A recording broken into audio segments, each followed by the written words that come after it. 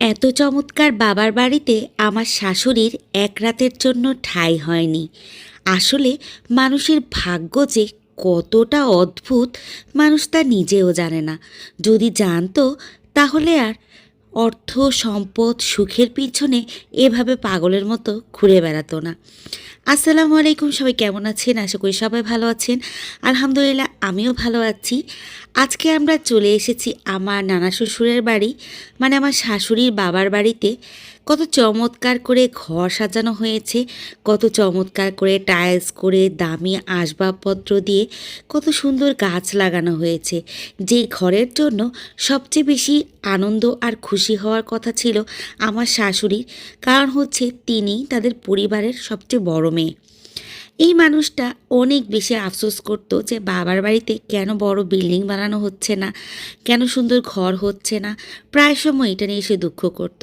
সেই ঘরটা আজ তৈরি হয়ে গিয়েছে, কতই না সুন্দর ঘর হয়েছে, কিন্তু সে ঘর হওয়ার আগেই আমার শাশুড়ি এই দুনিয়া ছেড়ে চলে গিয়েছেন, যার কারণে সেই ঘরে আর তার যাওয়া হয়নি।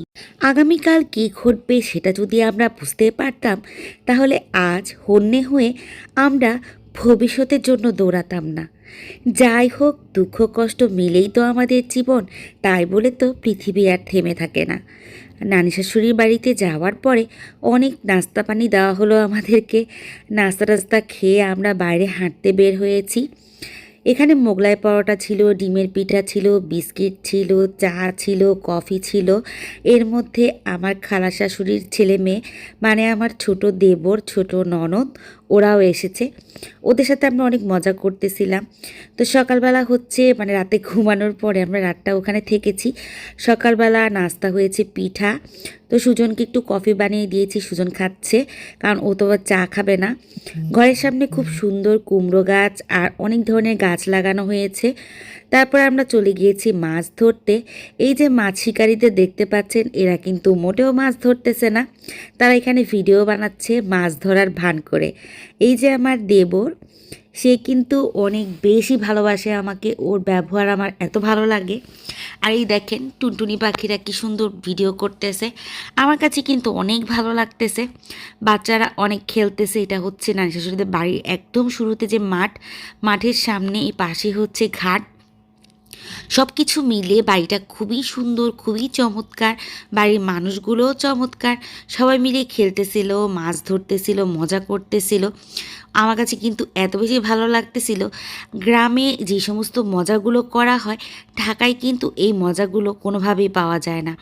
আর এই সময়টা, শীতের সময়টা, বাচ্চাদের স্কুল বন্ধ থাকে, যার কারণে সবাই ঘুরে ফিরে চলে আসে গ্রামে, আর সবাই মিলে এই মজাটা উপভোগ করে।